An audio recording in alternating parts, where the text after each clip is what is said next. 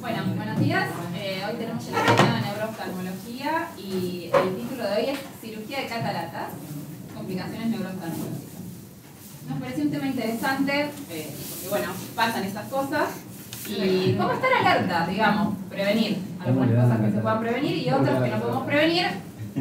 A veces por ahí avisar alguna cosa al paciente en los casos que sea necesario, ¿sí? Así que para empezar, en realidad va a hablar Clary, va a dar un caso clínico y después Angie nos va a dar toda la teoría y después les voy a acelerar las neuronas con un caso que en realidad mueve de vuelta la estructura. Así que bueno, arrancamos con Clary. Bien. Perdón, no la presenté. Angie es Angie Romero, que ella viene de Venezuela, rotante, especialmente para rotar con nosotros neurooftalmología y bueno, para que pase en el futuro, pero es importante que sepan quién es.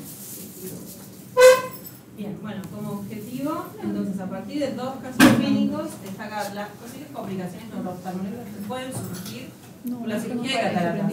Siendo esta la intervención quirúrgica más frecuente en medicina. Justo yo charlaba con los chicos oftalmos y después hablamos con Luco y nos dijo, no, de medicina, o sea, más todavía, o sea, esto lo vamos a pasar todos probablemente en algún momento. Bueno, Ahí. Bien, caso 1 entonces, del 2021, es una mujer de 76 años. Sí, no. ¿Querés que lo pase yo? Olis, nos dice la paciente como le gusta Maca. Olis, me curé de cataratas, buenísimo, pero veo peor y perdí el campo visual. Entonces, una mujer, dijimos, tiene hipertensión como antecedente personal, ella toma Enalapril. Y su antecedente de la FACO fue que hace 2 años se operó en otro centro. O sea, viene acá, depositada, nadie sabe quién es, no sabe ni qué le fue, no sabemos nada. Entonces en el examen, a ella la recibió Maggie, a todo esto, cuando Maggie era R algo. Del ojo derecho veía 10 décimas y del ojo izquierdo veía 4 décimas. Bien, entonces vemos la MMC, está todo bien, pasa. Y como en la presión intraocular, 15 de ambos ojos. Y en el fondo de ojos ella nota papila rosada, excavación 0,1, papila pálida, excavación 0,1. ¿Sí? Pasa. Entonces ella dice, bueno, ¿qué onda? Vamos a solicitar un OCT, un campo visual y un 0800 derivo en euro. Y se consulta en euro. Auxilio. Pasamos. Buen día. Entonces, cuando llega en euro, en la evaluación neurooftalmológica nosotros interrogamos un poco más y ahí sí nos cuenta que de forma inmediatamente, o sea, ya sale de la sala quirúrgica y ya nota este déficit del campo visual. La agudeza visual, ahí la corregimos porque no tenía una corrección hecha. Vemos que está del ojo derecho quedó en menos 0,50, menos 0,25, 10 décimas. Y del ojo izquierdo tiene como un menos 0,50 y llega a 5 con un pinhole. O sea, con la corrección arriba con el pinhole, así todo, no llega a más del 50%. Bien, el Ishihara estaba conservado, las pupilas tenían una discoria ojo izquierdo posquirúrgica, entonces ¿qué hacemos en este caso? Ya todo pasado. ¿Puedo evaluar de par acá? Tiene una pupila tipo tirada para arriba. ¿Cómo lo evalúo? Hablámosle a la cámara, digo, para el micrófono. Veo el ojo sano y esa ilumina el ojo afectado y veo que tiene que haber una. Ok, para evaluar entonces anisocoria, anisocoria, en realidad lo primero que hago es iluminar, o sea, apago la luz del consultorio, veo pupilas en luz, veo ahí la discoria se va a notar, mismo en intensa luz cuando la ilumino con la linterna. Y después lo que voy a hacer es el movimiento alternante, paso de un ojo al otro, como la discoria en este caso no nos permitía ver el de par, lo que vemos es el otro ojo que estaba bien, entonces ilumino un ojo, pero cuando paso al ojo izquierdo, sigo mirando el ojo derecho, que es el que está bien el promotor, ¿se entiende? Entonces, por el consensuado, igual yo tengo un depar. Entonces, cuando yo le estimulo el depar en el ojo izquierdo, el ojo derecho hace la midriasis, ¿se entiende? Se quedan mirando el ojo El sano. ojo bueno. Yo no miro, viste que normalmente en el depar pasamos la linterna y miramos a ver, ay, qué depar que tiene acá, pero si está discórica, Claro, entonces siempre miro este. Entonces estimulo este, contrae, estimulo este dilata. ¿Y eso qué me está diciendo? ¿Que hay un defecto? Frente, o sea, el nervio óptico está dañado, algo le pasa. Bien, eso se entendió. Lo mismo sirve para midriasis, minosis, o sea, para cuando no puedo evaluar el de par en una pupila, miro el otro también, ¿sí? Bueno, movimientos oculares conservados, paso. Entonces, ¿qué piensan? Todos saben neurocoracostis acá. Paciente con disminución ictal de visión de campo visual, o sea, salió de la cirugía, ¿no? Bien, uy, me quedó mal la diapositiva, pasame una más. Este era el fondo de ojos, ignoren esto. Ah, ¿qué ven acá? La palidez del ojo izquierdo. Muy bien, se ve pálida el ojo izquierdo. Paso, papila pálida, se me fuiste. Bueno, y esta tiene una característica más, si no estuviese la lucecita, pero es una papila muy chiquita, y ya habíamos dicho que la espaciación era de 0 a 1, o sea, es miniatura y están todos los vasos apretados, y probablemente la configuración de esta, aunque no la podemos ver bien, sea muy parecida, ¿sí? Entonces son discos de riesgo. Ya tenía un factor predisponente para un avión. Ahora, ¿qué es lo que pasó? ¿Qué estudios piden? Todo esto. Pero ¿por qué lo pedimos en realidad? Claro, ¿para qué? Para descartar una causa sistémica. Claro, Claro, ¿quién te dice que le hizo un pico intensivo en la cirugía y que ella tenía Enalapril, pero estaba mal controlada? No lo sabes. O hizo un pico de diabetes ahí adentro que no debería, ¿se entiende? O sea, descartamos lo vascular porque es la primera. Igual, en este momento, yo realmente espero encontrar algo ahí. La realidad es que, se lo respondo, 99,9 que fue por la cirugía de catarata. No me peleé. Bueno, pero, a ver, el antecedente, ¿no es cierto? El antecedente es importante. Sí, sí. Pero ella no fue en 2 años a Cada 2 años. No, No bueno, sabemos, sabrá- miedo sabrá- de grado, capaz Ah. decidió cambiar de. O sea, pasó de OS de APAMI y vino acá, ¿entendés? No sé cuál fue el trasfondo de por qué cayó 2 años más tarde. Bien, entonces dentro de los estudios que pedimos neuroimagen, por lo menos una de eso, una tromba, ecodoppler de vasos de cuello, ecocardiograma Doppler y la pseudometría de 24 horas, a ver si no tienen un desbalance ahí. Entonces pasa. Y cuando trae los estudios, espérate, me fuiste demasiado, no, igual está bien, hasta acá. En el ojo izquierdo podemos ver la atrofia total de papila, que esto ya lo habíamos visto, vimos la palidez de papila. Y cuando vemos el estudio este que es los estudios ganglionales, podemos ver una disminución de lo que es la capa de fibras, o sea, de fibras ganglionales a nivel superior, de células ganglionales, ¿sí? Que se correlaciona, fíjense, cuando yo tengo alta densidad de ganglionales se va a ver de este colorcito, igual que acá, como medio naranja, amarillo. Si yo tengo un déficit, se pone azul, ¿se entiende? Eso es lo que está muerto, básicamente. Y obviamente campo versus fibra se invierten, entonces lo que voy a tener es una mionoxia longitudinal inferior. O sea, hasta acá bien de avión. El otro ojo divino, por suerte, todo bien. Pasó, campo visual normal. Entonces, ella trajo los estudios, empezó a pasar bien, paso, todo bien. No tenía nada fuera de los valores normales a nivel de lo que era cardiovascular. Clarita, pseudofangia fue de los 2 ojos. De los dos. Primero hizo el derecho, después el izquierdo. ¿Es un avión? Todavía no. La cara de sol. Diana. ¿Qué es? Si está todo bien, ¿es un avión o no? Si yo tengo disminución de la obesa visual en este caso, que puede ser variable, chicos, puede tener 10 décimas, no se queden con que clavó 5, pero puede clavar 1, puede clavar 10, puede clavar 9, ¿se entiende? O sea, depende mucho del campo visual. Papila pálida, tiene un defecto pupilar y tiene un defecto del campo visual, que fue tal, esto es un avión, ¿se entiende?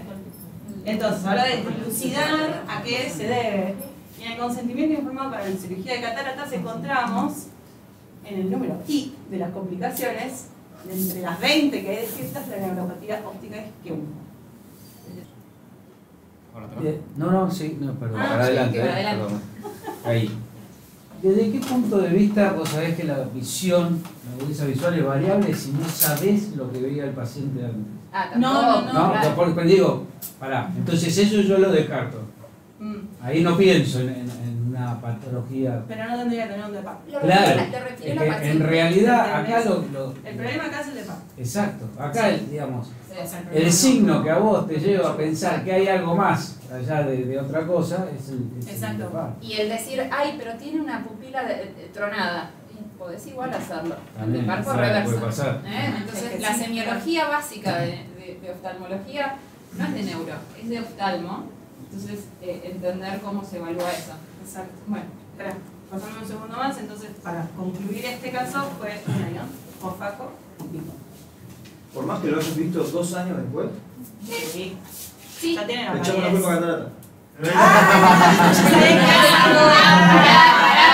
Es sensible. Para que Eso lo tengo. para que nosotros hoy. no esté sensible, que al final creo que vamos a ser amigos todos. Está todo armado, está todo armado.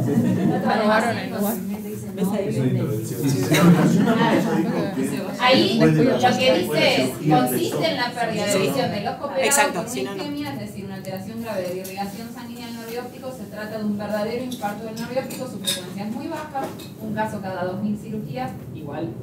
No. 2000 es Un montón. Y no depende del cirujano, sino de una predisposición de determinados pacientes. Es imposible de prevenir. Ahí quedó. Tipo, Ella ahora va a hablar esto. Igual así lo que que dijo ahora Goro yo digo, es ¿dónde está importante. lo Que Goro preguntó, o sea, te lo marca la cirugía, igual no dejas de estudiar los factores No, tal cardiovasculares. cual. Por eso que te digo, capaz es un pico de 300 ahí en el quirófano que hizo la ION por eso, ¿entendés?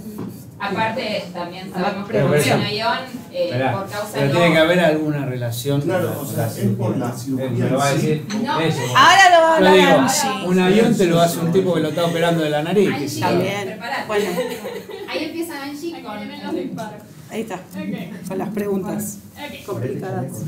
¿Qué podemos esperar desde el punto de vista neurooftalmológico como complicaciones posteriores a una cirugía de catarata? Hice una revisión de bastante, o sea, ¿qué hay?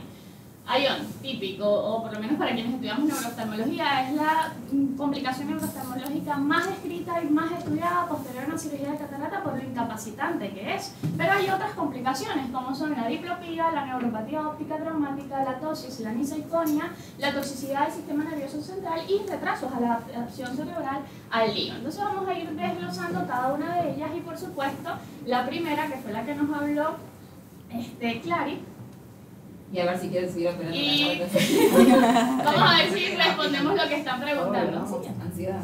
Fíjense, el ION post-cirugía de catarata está descrito de 2 maneras: el inmediato, el temprano. El que ocurre en el postoperatorio inmediato, el paciente se queja, no veo menos, como fue el caso presentado. Puede ocurrir al día siguiente o en la primera semana, sigue considerándose como un ION temprano y está asociado a fisiopatológicamente estos 3 fenómenos: un aumento de la pío intraoperatoria, un aumento de la presión orbitaria debido a las anestesias perivulvares o hipotensión sistémica intraoperatoria. Puede ser uno de estos elementos o los 3. ¿Qué es lo que hacen estos elementos como conjunto? Que la perfusión vascular del nervio óptico caiga, se produce una isquemia y por tanto un infarto del nervio óptico. Ya sea que se presentó una o varias, pues murieron las fibras y por eso se presenta la ION. Pero está descrita también una forma tardía. Esta forma tardía de ION por cirugía de catarata se ha estudiado el año después de la cirugía de catarata, pero puede presentarse en cualquier momento después de la cirugía de catarata. Y ustedes dirán, ¿pero por qué? ¿Cuál es el elemento causal? Pues no se sabe. Se ha propuesto en varias discusiones que son unos factores de riesgo superpuestos, porque ¿quién se opera en general o quién debería operarse de catarata? Son personas mayores de 50 años que suelen tener enfermedades sistémicas asociadas, las más comunes, hipertensión arterial y diabetes. Estas son patologías que desde el punto de vista fisiopatológico condicionan a vasculopatías, ¿ok? Vasculopatías cardíacas, retinianas, oculares, cerebrales y renales, pero ahí está el ojo también en esa vasculopatía típica de la fisiopatología diabética e hipertensiva, que por eso están las retinopatías de estas enfermedades. Entonces, así como afectan los vasos de la retina, probablemente también están afectando los vasos del nervio óptico. Entonces, ¿qué pasa? Cuando nosotros hacemos una cirugía ocular, hay liberación de elementos proinflamatorios, interleuquinas, cortisol, mastocitos, y esto condiciona una remodelación histopatológica adicional a estos vasos que ya a un paciente con una predisposición a tener un ION, pues lo puede fomentar esta remodelación de vasos y conllevar a una hipoperfusión de nuestro nervio óptico. Pero es una teoría bastante larga por los pelos, ¿verdad? Entonces, hay varias revisiones. Está este estudio retrospectivo de 4 años realizado en Maryland, que fue publicado en el 2016 por Moradi, que ellos evaluaron en este tiempo cuántos casos de ION habían tenido, por todas las causas. Y ellos encontraron 188 casos de ION no arteríticos, de los cuales 18, es decir, 9.6%, habían tenido una cirugía de catarata previa en el primer año. Y ellos dijeron, mira, nosotros no encontramos una asociación temporal entre la cirugía de catarata y el ION. Esos pacientes iban a tener ION igualito, se operaron o no. Esa fue la conclusión en este. Sin embargo, en la Mayo Clínica, Shane y Sacha hicieron también un estudio retrospectivo, pero a 26 años, ¿ok? Ellos lo publicaron en 2022 y ellos encontraron un total de 102 casos de ION no arterítico. Y ellos encontraron que 20 habían tenido cirugía de catarata previa. De estos casos, ellos hicieron una evaluación y a los 2 meses, que consideraron ellos por definición un postoperatorio inmediato, no hubo diferencia de la casuística de ION en los pacientes con catarata, con cirugía de catarata y los pacientes sin cirugía de catarata. Sin embargo, y lo que me parece destacable, es que la incidencia dentro del primer año de postoperatorio de catarata fue totalmente diferente. Estamos hablando que el grupo de catarata tuvo una incidencia de 38.9 versus 6.5 del grupo no operado de catarata. Estamos hablando de una diferencia de casi 4 o 5 veces la incidencia. Es decir, podríamos hablar de que el ION tardío es incluso más frecuente que el ION inmediato. Siguiente. Entonces, ¿qué es lo que más debemos, no podemos olvidar y que más allá de que la cirugía de la catarata lo que causa, no lo causa, son los riesgos inherentes? Por ejemplo, con respecto al estudio anterior, ¿tenés idea si evaluaron el tipo de pacientes? Porque habíamos, vos lo dijiste antes, el tipo de pacientes que se opera de catarata es un paciente año, soy parte, soy diabético. Si eso los, o sea, el otro grupo que no se operó. el grupo control fue un grupo también, variado. Ok. O sea, los grupos variados en los trabajos de investigación se buscan que sean similares en sexo, similares en edad, similares en comorbilidades en este caso. Según lo que leí en la metodología del estudio, fue un grupo variado, el grupo control. En lo que no podemos olvidar entonces es, por ejemplo, este grupo de coreanos publicaron en 2019 un estudio retrospectivo de 12 años de su estadística. Ellos evaluaron 40.000 cirugías de catarata y establecieron a través de fórmulas matemáticas la incidencia, la probabilidad de incidencia de ION posterior a la cirugía de cataratas. Y ellos establecieron que a un plazo de 10 años, aquellos pacientes en el grupo de cirugía de catarata tuvieron 0.7 probabilidad de riesgo de ION, a diferencia de un 0.27 en el grupo que no se había operado de catarata. Entonces establece lo mismo que establecieron en la clínica Mayo. Mira, la cirugía de catarata es un factor de riesgo a padecer ION. ¿Es la causa directa? Yo no te estoy diciendo que es la causa directa, pero ese paciente en el futuro puede presentar ION, que es una enfermedad discapacitante y que puede restar visión de forma permanente, que no podemos prevenir y que no podemos tratar. Entonces creo que eso es lo que no podemos olvidar. Y lo otro que también no podemos olvidar es que desde 2007 en Florida, en el Bascom Palmer, dijeron esto: si usted tenemos un paciente con un ION postquirúrgico en un ojo, el riesgo de que haga ION postquirúrgico en el ojo contralateral después de la cirugía es de 3.6 veces más riesgo. Entonces creo que eso es lo más clave de todo y con lo que tenemos que tener más cuidado. ¿Qué hacemos? Mira, lo primero sería en la evaluación preoperatoria identificar de verdad los riesgos y controlarlos, esos riesgos cardiovasculares que tienen nuestros pacientes antes de entrar. Que eso lo valora el internista, mira, pero vamos a hacerle énfasis de que necesito que me lo controle bien, específicamente si es un disco de riesgo.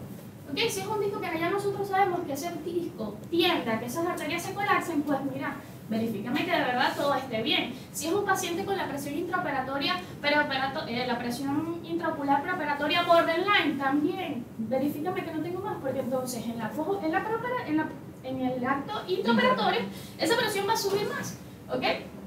Y también, si no podemos evaluar el disco en el ojo que queremos operar porque la catarata está densa, pues evaluamos el otro ojo. ¿Por qué? Porque en teoría, en unos ojos sanos, los discos van a ser simétricos. Por lo tanto, las excavaciones tienen que ser simétricas y así sabemos si es un disco de riesgo o no e informarle al paciente. Y en vista del riesgo inherente que la cirugía de catarata puede suponer para el futuro, para un déficit visual, decirle al paciente y evaluar de verdad el beneficio de la cirugía de catarata. El beneficio quirúrgico en este paciente en cuestión, porque obviamente conocemos los beneficios de la cirugía de catarata, eso es indiscutible, pero es beneficioso para este paciente y supone más beneficios que el riesgo en el futuro. ¿Te parece? O esperamos que la catarata avance y que condicione de verdad un déficit visual que supere, bueno, que el riesgo de que lo puedas hacer o no. Y por último, ¿qué hacemos? Mira, ya el paciente tiene factores de riesgo, ya lo controlamos, pero hay que operarlo porque la catarata le resta visión. Pues vamos a controlar la piba intraoperatoria como si fuera un paciente de glaucoma avanzado que le quedan 4 fibras y tenemos que manejar esa presión quirúrgica con pinzas. Pues hacemos lo mismo en el paciente con un disco de riesgo o con factores de riesgo. Mira, vamos a mantener lo más estable esa presión intraoperatoria, ¿ok? Para disminuir el riesgo. Esto es como si fuera un paciente que ya tuvo una ION. O sea, si yo veo un paciente con discos de riesgo y se va a operar de catarata, interpretemos como que el paciente ya tuvo una ION. Entonces cuidémoslo con algodones, porque de verdad es importante todo lo que está diciendo ella, siempre controlar el otro ojo. Si yo tengo una catarata importante en ese ojo, lo que ella está diciendo es clave. Porque en el acto quirúrgico, ¿cuál es la fisiopatogenia de la ION en general? Es la hipotensión, ¿no es cierto? La que generalmente da, ¿no? Entonces, esto es un aumento de la presión intraocular, hace que disminuya la presión de perfusión también. Y encima, le baja la presión o le sube la presión, no sé qué le pasa. Mientras está siendo operado, está con un estrés. Siempre es una cirugía es un estrés. Entonces, eso le suma un factor de riesgo. ¿A quiénes? A estos pacientes con papilas de riesgo. No a todos, no nos volvamos locos, pero digamos, lo podemos aclarar y decir, porque nos protegemos. ¿No? Porque a vos te ha pasado no hace mucho que por suerte zafaste, porque la ION lo hizo la semana anterior a que se opere la catarata. Digamos. Entonces es importante. Ese paciente, el paciente que va a hacer, no sé si están los estudios, ¿no? El paciente que va a hacer el ION ya tiene un fondo de ojo esclero hipertensivo. ¿Tiene algo? ¿Tiene signo de...? El elemento clínico más importante es la papila pequeña. Sí. O sea, y esa excavación pequeña. Eso es como que te tienes que... Porque puede ser por una hipotensión. Porque Claro. puede haberlo, porque puede ser un disco grande. O sea, hay pacientes que Pero lo van a hacer si yo sumo a eso, digamos, sumo el fondo de ojo esclero hipertensivo, no hay que decir la papila, que ya definitivo es posible, pero no lo encontré descrito como un factor de riesgo que hayan estudiado. Le voy sumando, el paciente es hipertenso y Sí. ahí tengo que pensar que no puede llegar a Sí, ser. desde el punto de vista fisiopatológico, sí. Y sirve en ese caso pedirle un ecodoppler del vaso del cuello, te aporta algo, digo, previo a la cirugía, ¿no? Te aporta Sí, algo. porque te aumenta. Imposible de predecir. Yo te voy a decir que la ION, cuando vos tenés discos de riesgo, y me ha pasado a mí de tratar a un paciente joven, una ION, era por hipertensión arterial, y yo preocuparme y decir, hice una ION en el otro ojo, y yo le protegí todos los factores de riesgo, le escribí a Chen para que me diga qué hice mal. No hiciste nada mal. Obviamente tiene nervio chiquito. Ya está. O sea, ¿entendés? Es como que ese es el factor de riesgo. ¿Entendés? O sea, Perfecto, entonces la receta que encuentro es ese nervio óptico chiquito, Sí. para que no me lo haga.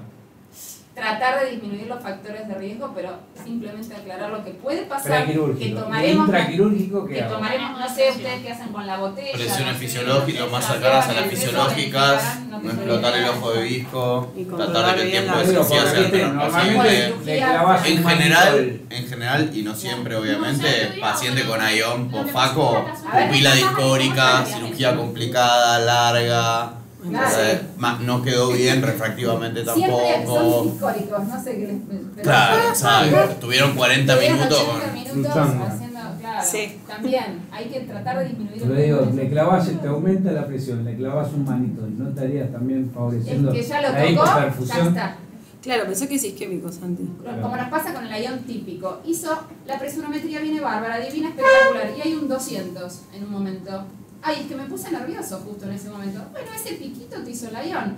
Sí. ¿Entendés? Cuando pasa un pico de presión ya está. Imagínate, la presión sube en el ojo a 60.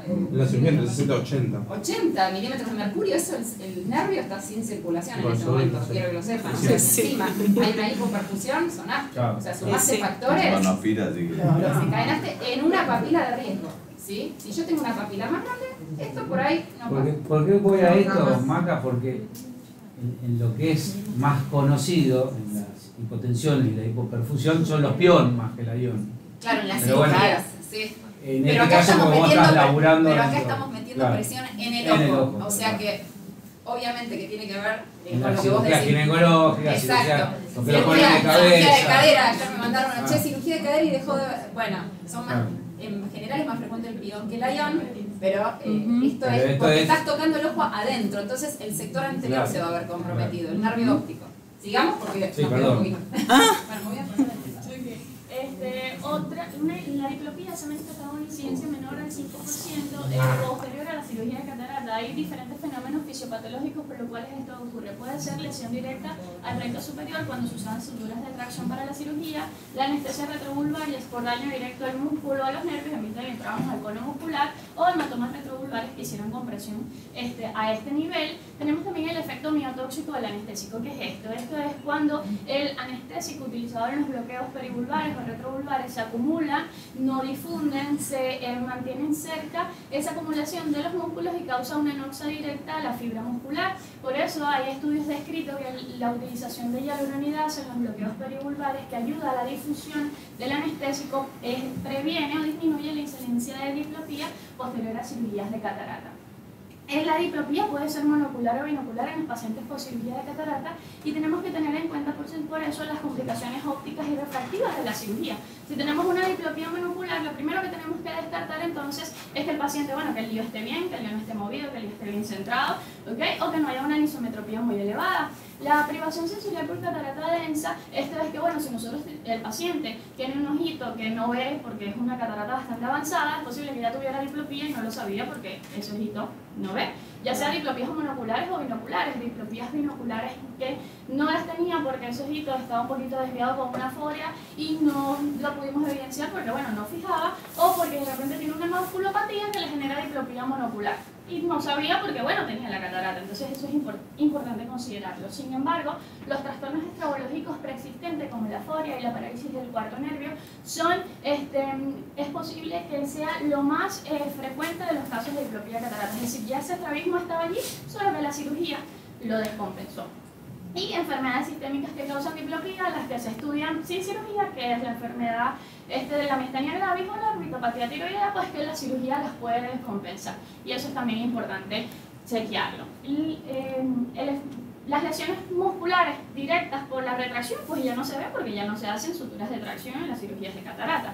Y las secundarias de anestesia retrovulvar también son muy escasas porque la anestesia retrovulvar ya no se usa. Sin embargo, esas diplopías por el efecto de la anestesia perivulvar, que se acumula el anestésico, sí se ven porque las anestesias perivulvares se siguen usando específicamente en las cataratas extracapsulares o que se extienden o se complican. Y tenemos que se ha descrito que es una diplopía vertical. ¿Por qué? Porque nosotros inyectamos el anestésico en el cuadrante inferotemporal, se acumula cerca del recto inferior. Entonces, inicialmente este paciente va a presentar una paresia porque el músculo está lesionado y está dormido, no está funcionando, entonces presenta una hipertrofia porque el recto inferior está parético y pues el recto superior se lo lleva a su campo de acción, pero que esa diplopía vertical puede avanzar, cambiar la dirección, porque esta lesión tóxica del músculo genera inflamación crónica que lleva a la fibrosis y contractura y produce después entonces un patrón restrictivo que el recto inferior se lleva el globo ocular hacia su campo de acción produciendo una hipotropia. Y esto es importante porque de repente el paciente, mira, a mí el ojito se me iba para arriba y ahora lo tengo para abajo y me operé hace 6 meses. Entonces hay que considerar que posiblemente este fue el mecanismo de acción. ¿Por qué el mecanismo es importante? Pues porque eso va a depender si lo vamos a corregir con prismas o si lo vamos a llevar a cirugía de estrabismo y que tenemos que esperar que este estrabismo se estabilice. Normalmente se sugiere esperar hasta 1 año, manejarlo inicialmente con prismas o tal vez oclusión hasta que esa desviación se estabilice antes de buscar la solución definitiva. Entonces, fíjense que en este estudio retrospectivo de casi 6 años que realizaron en Vancouver en una clínica de estrabismo, encontraron 150 casos de diplopías asociadas a cirugías de catarata. De estos 150 casos, la mayoría fueron asociados a estrabismos existentes que se descompensaron. ¿Okay? Y la otra a estos mecanismos de restricción paresia de los músculos extraoculares. Es decir, estos son los 2 motivos más frecuentes de diplopía postquirúrgica de catarata. Y bueno, nada, en este estudio, publicado en 2003, estos anestesiólogos hicieron un estudio retrospectivo de 3 años porque querían de verdad establecer, mira, cuáles son las diplopías posteriores a la cirugía de catarata que se asocian a la anestesia nada más.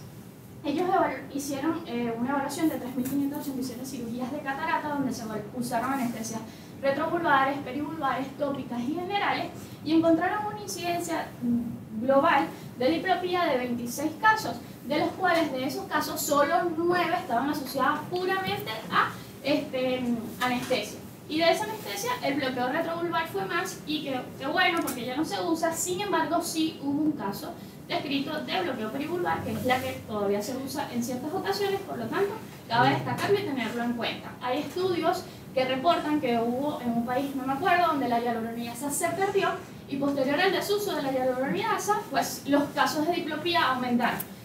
Analizando ellos que el uso de la hialuronidasa en las anestesias perivulvares favorece la difusión del anestésico y por lo tanto que causa menos daño miotóxico.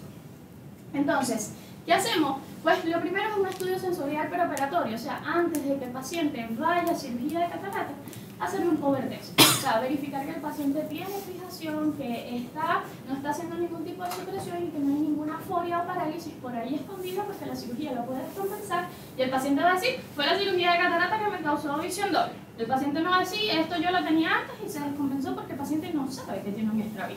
Entonces hay que evaluarlo para poder avisarle al paciente que por lo menos eso puede pasar. Y bueno, considerar el uso de hialuronidasa en las anestesias perivulvares. Aniseiconia. ¿Qué es la aniseiconia? La aniseiconia es cuando se percibe, un ojo percibe la imagen de un tamaño o forma diferente al otro. ¿Ok?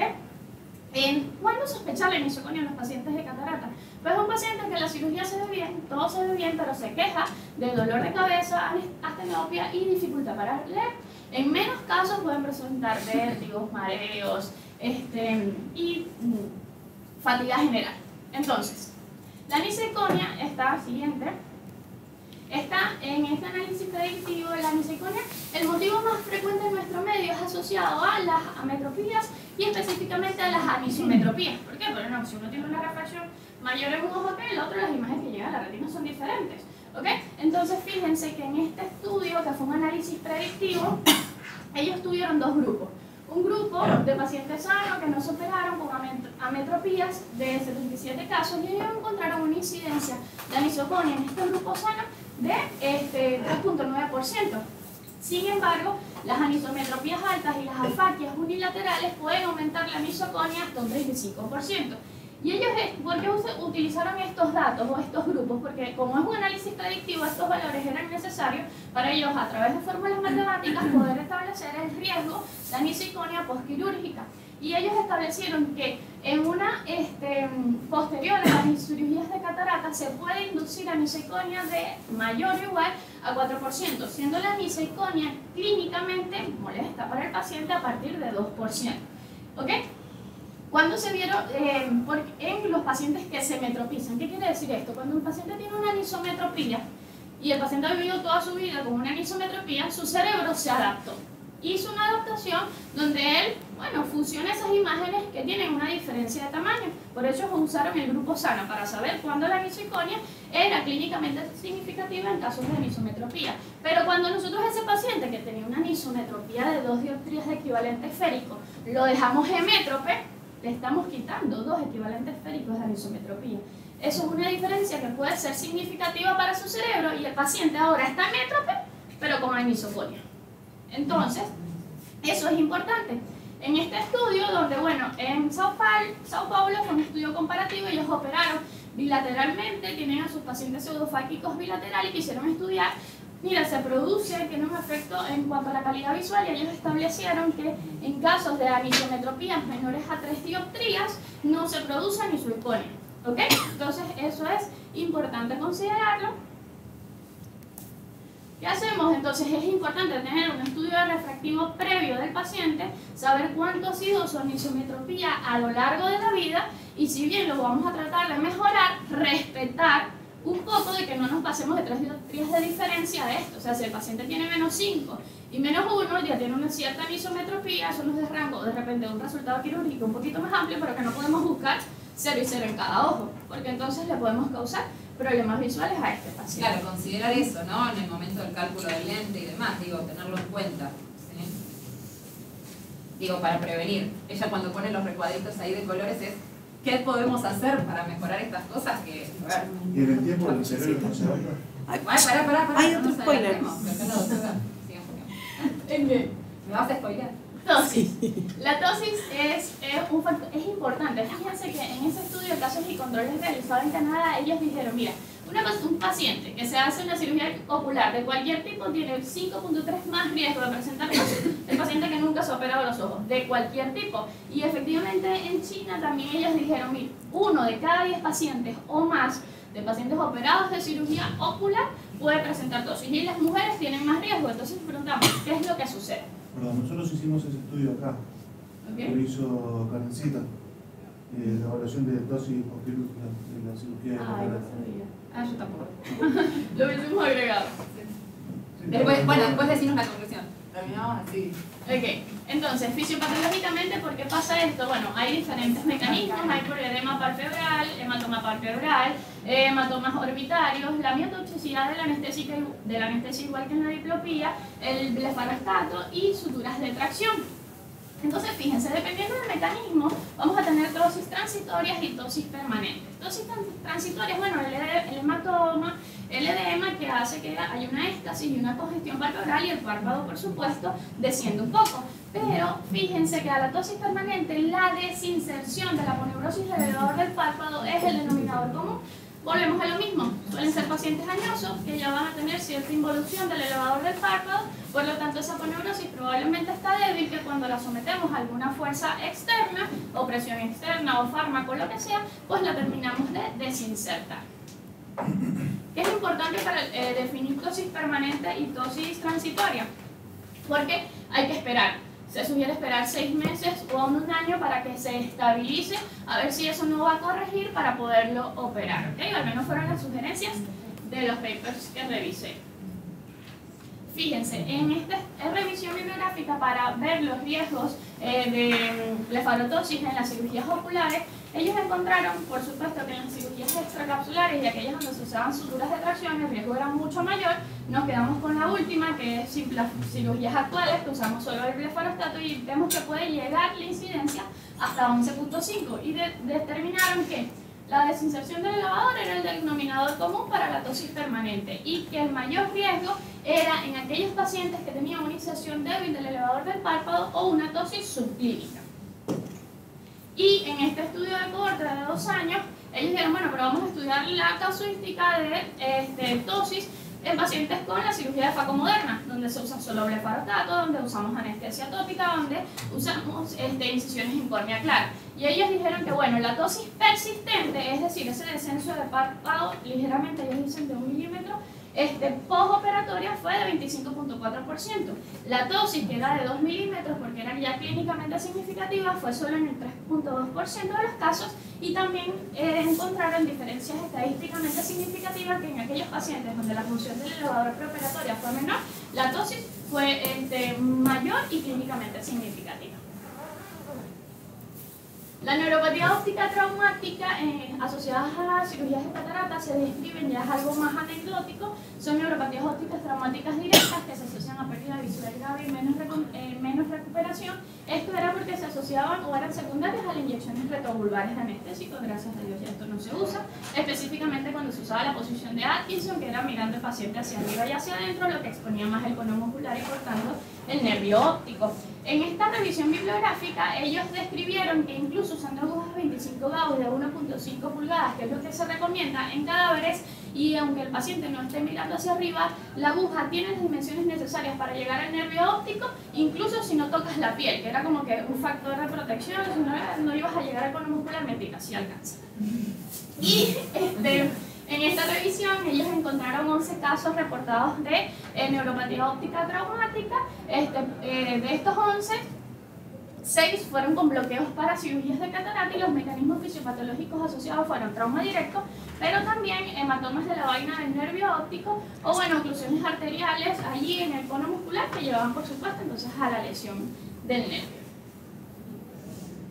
La toxicidad del sistema nervioso central es la propagación hacia el sistema nervioso central de los anestésicos utilizados en la inyección peri y retrovulvar, y representa al 0,3 a 8%, 0,8% de todas las complicaciones descritas para este tipo de bloqueos. Inicialmente estos pacientes pueden manifestar tinnitus, amaurosis, dificultad para hablar, temores y agitación. Si se combina con sedación, es posible que estos pacientes no puedan describir o referir estos síntomas porque son realmente bastante sutiles. Pero si la toxicidad progresa, podemos encontrar depresión respiratoria y cardiovascular. Pero ¿cómo? Si yo estoy inyectando en la órbita, ¿cómo llegó eso al sistema nervioso central? O sea, pues hay varios mecanismos. La absorción sistémica, igual que el timolol cuando lo usamos tópico y el paciente hipertenso no lo puede usar, o el ciclopentolato que hay que incluir en los puntos lagrimales del paciente. Pues así como hay una absorción sistémica tópica, pues también hay una absorción sistémica de los anestésicos locales. Inyección intraarterial directa porque no aspiramos, lo vimos que estaba en vaso y pues pusimos el anestésico en arteria. O por la punción de la vaina dural del nervio óptico, que como sabemos que las meninges que recubren el nervio óptico son continuidad de las meninges cerebrales, pues estamos administrando el medicamento del espacio subdural directamente, ¿ok?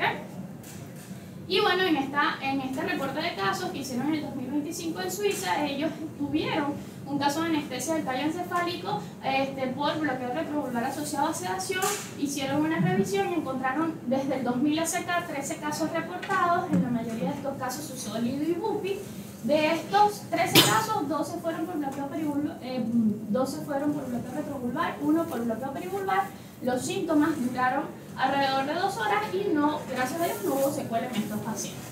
Que me imagino que no son todas cataratas, porque si no le damos cataratas. No, estos 13 casos ¡Este chico! de catarata. Especialmente retrovulvar se usa para un montón de cirugías. Bueno, pero es la más frecuente, creemos, por eso se fue. La cirugía de catarata es la más frecuente. En el otro eran 11 casos, de los cuales 6 eran cataratas. Después le pegamos a plástica, no te preocupes. Hay más que sale. No, pero yo le iba a preguntar, a ver si sabían. Igual, si quieren, al final, porque estamos re Dale, cortos y dale. nos queda todavía un toquecito. Siguiente. Y bueno, por último, retraso de la adaptación cerebral al lío multifocal. Estos son pacientes que la cirugía está bien, el lente está bien, todo está bien, pero el paciente se queja de deslumbramiento, distorsión, confusión y sensación de mala visión. O sea, el paciente no está viendo bien y todo está bien. Entonces, ¿por qué? A veces es porque, bueno, el cerebro no se está adaptando al lío multifocal porque el lío no es fisiológico. Normalmente nuestro cristalino cambia su diámetro y mantiene una sola imagen o un solo punto focal enfocado en la retina. Cuando se coloca un lente multifocal, este tiene 3 puntos focales constantemente siendo nítidos en la retina, y el cerebro como que tiene que aprender a seleccionar qué es lo que quiere ver de estos 3, y a veces puede haber retraso de esto. De hecho, en este estudio comparativo realizado en China compararon la adaptación de los lentes multifocales a los monofocales y destaco estos 3 elementos. A nivel del potencial visual evocado se encontró que el potencial tenía una amplitud menor y una latencia mayor en los lentes multifocales en relación a los usuarios con lentes monofocales. Si bien no era un potencial visual patológico, sí unos cambios relativamente negativos en relación al lente monofocal. Los deslumbramientos y halos estuvieron más descritos en los lentes multifocales que en los monofocales, especialmente a la semana y a los 3 meses del postoperatorio. Ya después, a los 6 meses, fue equiparable en los 2 grupos. Y a través de resonancia magnética funcional se encontró que la función cortical visual a nivel occipital en los pacientes con el grupo de lentes multifocales disminuyó en el postoperatorio 1 semana y luego se fue recuperando. Acá en esta resonancia magnética funcional podemos encontrar el primera línea es la comparación de las funciones corticales de 1 semana y el preoperatorio, siendo azul los colores que ellos ponen como función disminuida y rojo función aumentada. Entonces se puede ver cómo en los lentes multifocales la adaptación llevó a una menor función cortical.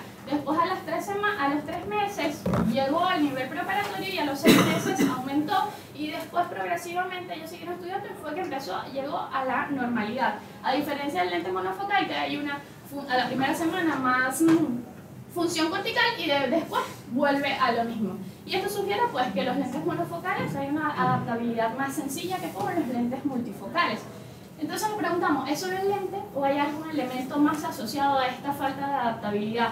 Pues en este estudio de casos en Tokio, ellos establecieron o se dieron cuenta que a los lentes multifocales las personas de mayor edad tenían menor calidad visual. ¿Qué hacemos con este paciente que no está satisfecho con su lente multifocal? Pues en este otro estudio en Alicante, fue un estudio de casos, el 80% de los pacientes se sintió satisfechos al cambiar de un lío multifocal por otro lío multifocal, pero de una estructura óptica diferente. Y bueno, en España esta revisión narrativa están proponiendo, están estudiando la tal vez utilización de videojuegos para la adaptación del cerebro a los lentes multifocales. Mi pregunta personal es, primero, ¿qué tipo de juego? Dos, si estamos viendo que los pacientes mayores tienen menos adaptabilidad, ¿cómo pones a un paciente mayor a usar videojuegos? Entonces, bueno, eso todavía no hay grandes cosas, pero quería como que mencionarlos que ya está por ahí. No. Aquí. O sea, lo llevamos a neuros y no se adapta a la multifocal. Pará, más spoileando, loco. Le puede pagar $3.000. El tipo en el mundo contento. Qué bueno que voy a pagar los lentes.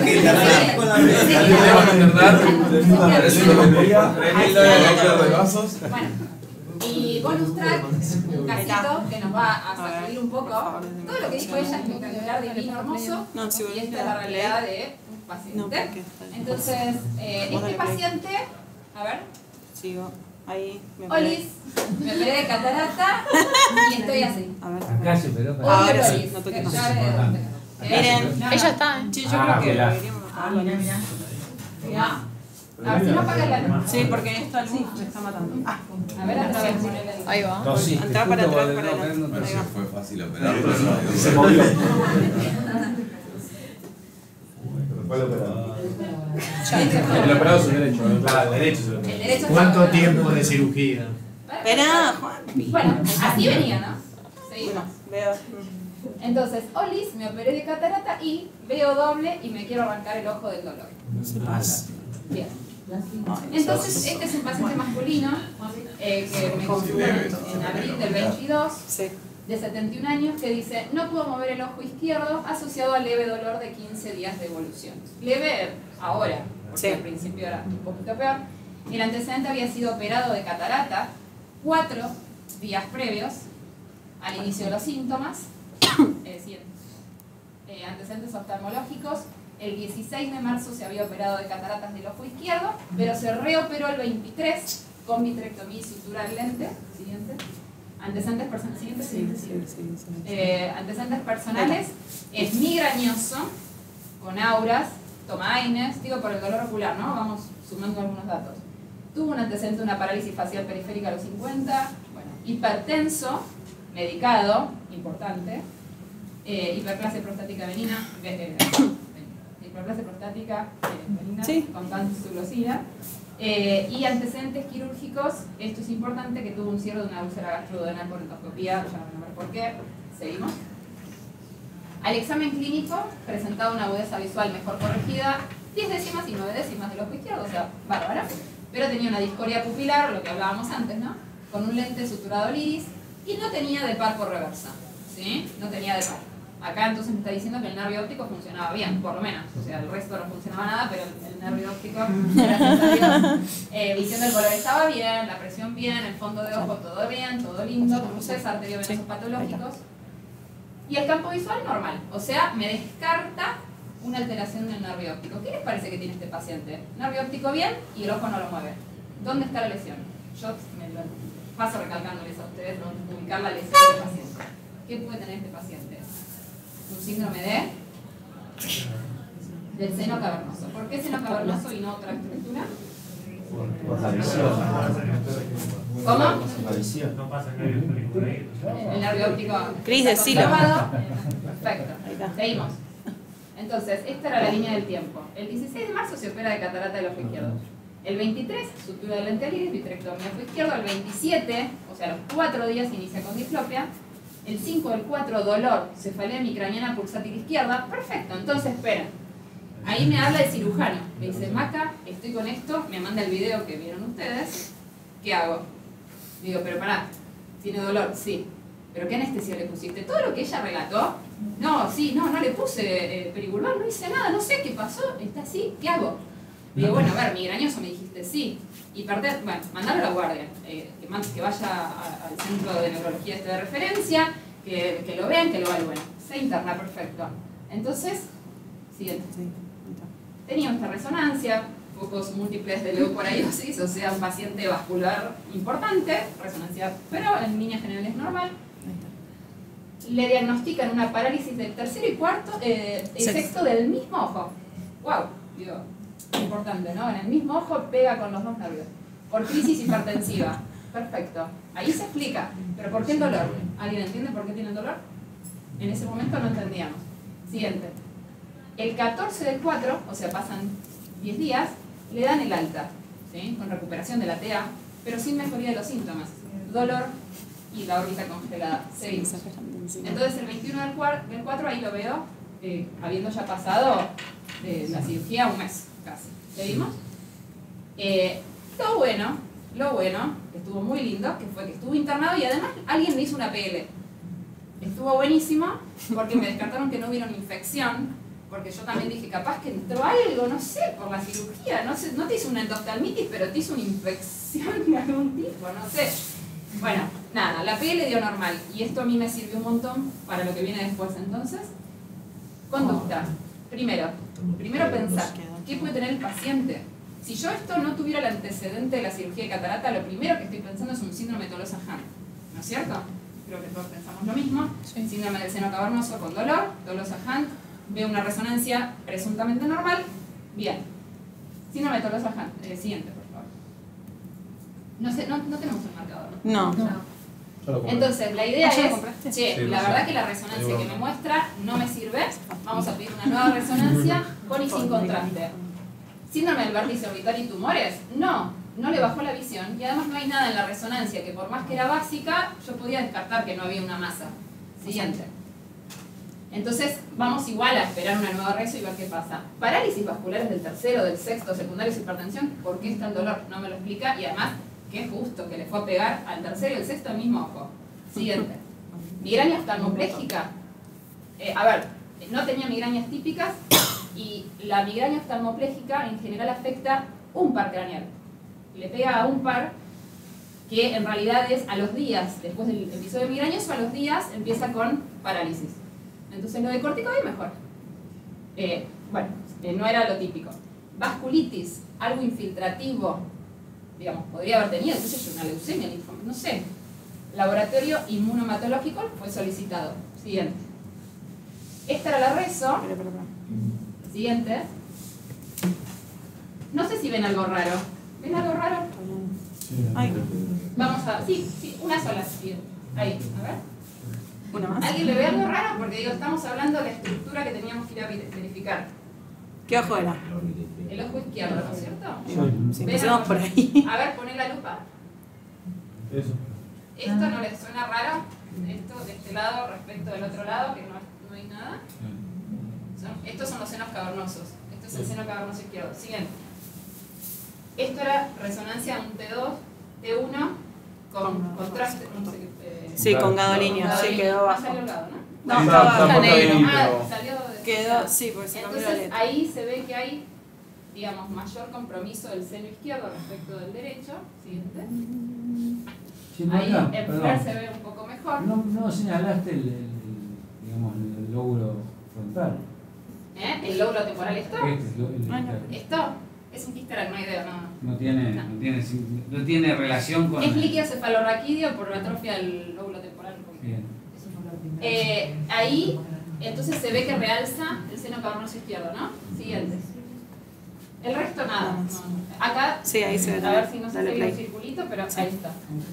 Se ve en el corte coronal cómo realza, ¿no es cierto? Esta resonancia, a ver, en la primera no se veía porque era una resonancia sin contraste, básica, pero es importante esto.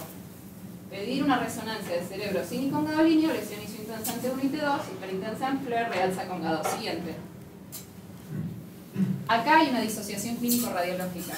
O sea, ustedes ven un desastre afuera, o sea, decís, debe tener una masa gigante, y cuando van a mirar una resonancia pasa por normal. En este caso se veía algo en el seno cavernoso, y hay otros casos donde prácticamente no vemos nada, y tenemos que agarrar una lupa literal de 20 y ver a ver si vemos diferencias entre las imágenes del seno cavernoso, si hay alguna simetría o heterogeneidad. Siguiente. Se le hizo igual, internado y todo, se le pudo realizar todo esto, PAN-TC, normal, negativo para onco, laboratorio inmunonegativo, fueron dando los resultados, no había nada. Siguiente. Esto fue un síndrome de Tolosa-Hahn. Bien, siguiente. Se le indicó nueva internación, ¿sí? Pero porque por la hipertensión y el antecedente de úlcera gastrodenal indicamos pulsoterapia. Porque hay que tratarlo esto, ¿sí? Yo ya, tranquilísima de que no hay infección, digo, le meto corticoide a pasto y es lo que hay que hacer, digamos, habiendo descartado infección. Siguiente. Esto fue al mes post pulsoterapia, porque fuimos obviamente después en dosis decrecientes, y recuperó y se le fue el dolor. El dolor empezó a disminuir antes, a los días. A la semana ya estaba sin dolor. Bueno, entonces, esto era el pre, ahí ven el seno cavernoso, esa mancha gigante, y acá se ve cómo fue disminuyendo esa manchita. Siguiente. Entonces, tips de Tolosa Hunt. Cuadro inflamatorio en órbita o seno cavernoso, da una órbita congelada dolorosa sin causa oftalmológica aparente. Las imágenes son pseudonormales y el tratamiento es corticoide. Debe controlarse con imágenes. Siguiente. ¿Por qué en el postquirúrgico, que esto es lo que nos interesa, de cirugía de catarata? Siguiente. Entonces vamos a la literatura, porque yo ahí ya me empecé a volver loca. Digo, ¿qué tiene que ver esto con la cirugía de catarata? Entonces, Cataract Surgery Complications. Perfecto. Siguiente. 23.147 resultados. O sea, wow, un montón de complicaciones. Siguiente. Cataract Surgery Ophthalmoplegia. O sea, oftalmoplegia por cirugía de catarata. Resultados 36. Siguiente. Por ahora igual no me convencía. Cochrane, ¿cuántos resultados? No results. Siguiente. Cataract Surgery Tolosa Hunt. Porque esto es un Tolosa Hunt. Resultados. Siguiente. 1. Acute Orbital Myositis, a case report. Nada, tuvo una miositis. Listo. Nada que ver a nuestro caso. Siguiente. Conclusiones.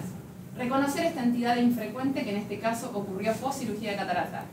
El mecanismo que lo gatilló Tolosa Hunt no está claro, pero voy a decir la teoría. Siguiente. Alerta. Paciente con oftalmoplegia dolorosa, siempre pedir una resonancia. Siguiente. Considerar el Tolosa Hunt dentro de los diferenciales para el manejo y tratamiento precoz. Siguiente. No parecería estar implicado ningún factor intraoperatorio. ¿Sí? Siguiente. Pero estamos en una danger zone. Para atrás. Acá yo lo que creo, y no tuve muchos Tolosa Hunt, pero las veces que he tenido fue post-estrés tremendo. Este señor se tenía que operar de una cirugía de catarata. Es un estrés. Si tuvo relación eso y gatilló un Tolosa Hunt, el otro caso que cuento siempre fue en un hospital de clínicas con una chica que se casaba a la semana siguiente, Tolosa Hunt, imagínense. O sea, los corticoides, bueno. ¿Qué año fue este caso? Igual fue una... En el 22. Por eso ¿Pero por qué se va el cerebro algo? No, bueno, pero... No, el estrés de una cirugía complicada, una reoperación. Pero no aclaran, digamos, cómo es el mecanismo inflamatorio que se me va al seno cavernoso y el ojo blanquito impecable. No, a favor de lo que decís vos, digo, del estrés y la parte emocional. El tipo pasó por dos. Por eso, pasó por dos cirugías. Claro, vos, apretá danger. Dale. Danger zone.